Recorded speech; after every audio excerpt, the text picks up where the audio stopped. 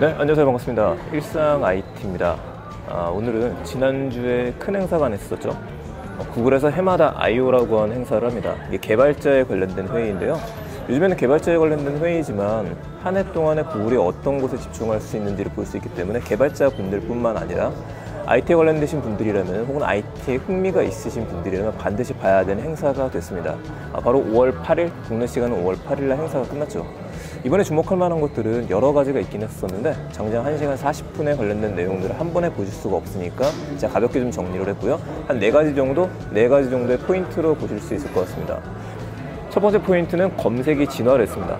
두 번째 포인트는 구글 듀플렉스라고 하면 더 인식이 많이 되실 텐데 구글 어시스턴트가 있었죠. 어시스턴트가 굉장히 많이 좋아졌어요.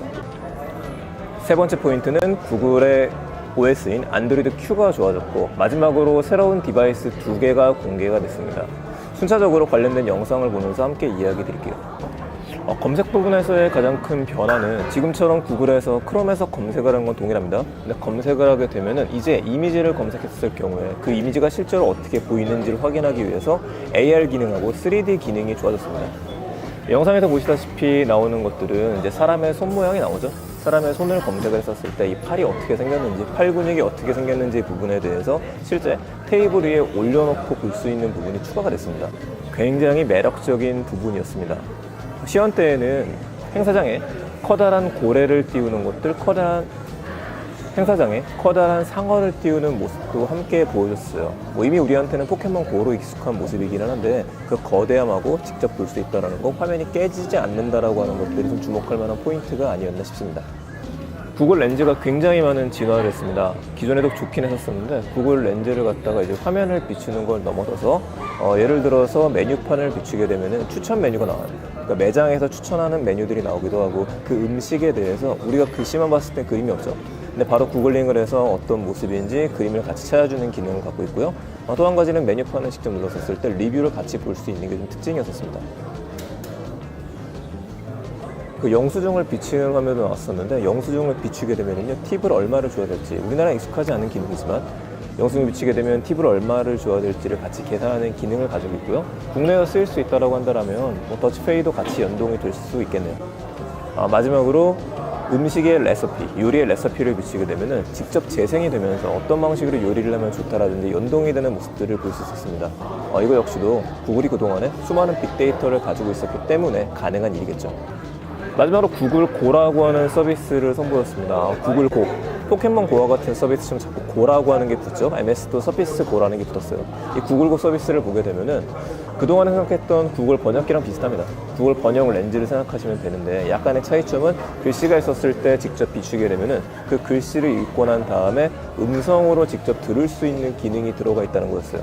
이거 같은 경우에는 시력이 저하되신 분들이라든지 계속해서 행사가 장애를 갖고 계시는 분들을 위해서도 쓸 수 있다. 모두를 위한 구글이다. 이 부분을 강조를 했습니다. 자, 이 서비스 같은 경우에는 한국어를 비롯해서 14개 정도의 언어를 지원할 예정이라고 하니까 저희도 곧 써볼 수 있을 것 같습니다. 구글의 어시스턴트인 듀플렉스 역시도 굉장히 많은 진화를 했습니다. 작년에 이미 듀플렉스가 직접 전화를 걸어서 예약해주는 시스템으로 유명했었죠.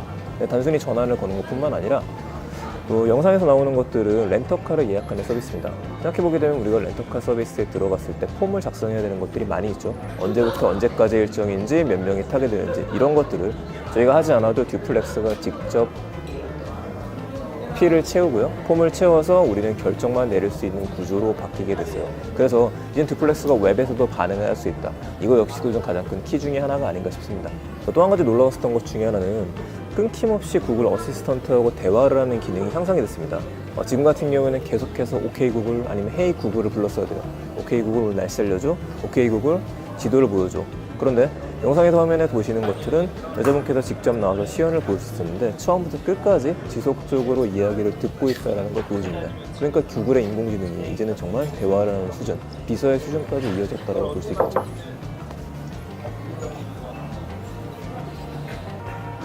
곧 적용이 될 안드로이드 Q에 대한 것들도 인상적이었습니다. 안드로이드 Q에서 가장 사람들은 놀라겠었던 것 중에 하나는요, 라이브 캡션 기능이었어요.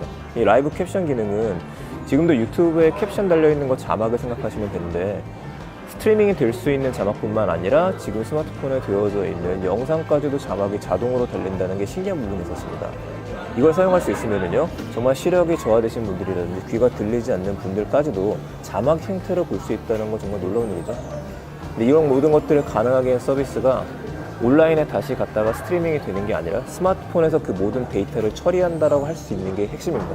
그 정도로까지 지금 성능이 발달을 했다라는 거죠. 마지막으로 두 개의 디바이스가 선보였습니다. 하나는 스마트폰이고요. 구글의 스마트폰인 픽셀 시리즈가 픽셀 3 얼마 전에 나왔었는데요. 픽셀 3A라고 하는 모델이 큰 사이즈하고 작은 사이즈 두 개가 등장을 했습니다. 이거 같은 경우 워낙에 성능이 좋으니까 금액을 좀 낮췄고요. 금액을 낮춘 대신에 포기하지 않은 거는 카메라 기능입니다. 구글의 카메라는 워낙에 좋은 걸로 유명하죠. 특히나 저조도에서도 밝게 보여주는 것들, 한마디로 우리가 사진을 찍을 때 이거 너무 어둡게 나온다, 이 부분은 걱정할 필요가 없게 만든 게 특징이었었는데, 바로 비교 화면에서도 아이폰의 화면하고 비교하는 사진을 같이 보였어요. 혹시 4가 나올 때까지, 픽셀 4가 나올 때까지 기다리기 좀 애매하다 하시는 분들은 이번 기회에 3로 갈아타셔도 괜찮을 것 같습니다. 3A죠. 대신에 한국에서는 직접 구매가 불가능하시기 때문에 직구를 하셔야 된다는 단점은 있네요. 자, 마지막으로 선보인 거는 네스트 허브 시리즈입니다. 구글의 네스트, 구글에서 인수했던 회사 구글 홈이 점점 네스트라는 이름으로 좀 바뀌어 나가고 있습니다. 이게 구글의 전략이 아닐까 싶은데요. 이번에 공개된 구글 네스트 같은 경우에는 카메라가 달려있는 게 특징입니다. 기존에도 디스플레이가 달린 모델이 있었었는데 이제는 카메라까지 달려있기 때문에 그 사람이 누구인지를 정확하게 인식할 수 있는, 화자가 누구인지를 볼 수 있고 반응할 수 있다, 이런 시스템을 만들기 시작한 거죠. 아무래도 로봇이 나오기 전까지는 이런 구글 네스트와 같은 디스플레이가 달려져 있는 스피커, 이게 좀 전반적으로 지배를 하지 않을까 싶습니다. 이제는 스피커의 전쟁은 제3세대로 넘어간 거죠. 디스플레이가 달릴 뿐만 아니라 어떻게 반응하느냐, 이 부분에서 유튜브를 갖고 있는 구글이 가장 좋은 해답을 보이고 있는 게 아닌가 싶습니다. 네, 간단하게 이야기 드렸습니다만, 이번 구글의 행사를 한마디로 정리를 해보자라고 하면 인공지능의 끝판왕을 보여준 것 같아요. 기존에도 계속 강조했었던 거는 AI 퍼스트다, AI를 계속 먼저 다루겠다, 이렇게 얘기했었는데 사실 그거보다 더 한 단계 진화한 겁니다. 이번에 AI에 대한 얘기는 싹 빠졌어요. 빠진 이유 중에 하나가 이미 개발이 끝났기 때문이 아닌가 싶습니다. AI에 대한 언급을 더 이상 하지 않는 대신에 AI를 통해서 바뀌는 것들이 어떤 게 있는지를 보여주고, 지속적으로 강조한 거는 우리의 삶을 편하게 만들어준다는 부분을 강조를 했습니다. 구글의 이러한 전략들, 지금 굉장히 많은 회사들이요, 가전제품 회사라든지 스마트폰을 갖고 있는 회사들이 디바이스에 집중을 할 때 무엇을 편리하게 할 수 있는지 그 부분에 대한 집중을 했기 때문에 아마 좀 많이 두려워하면서도 저희들이 지켜봐야 될 부분이 아닌가 싶습니다. 네, 구글 I/O에 대한 행사 간단하게 마무리 짓고요. 다음번에 또 더 재밌는 행사 있을 때 한 번 정리해 드리도록 하겠습니다. 감사합니다.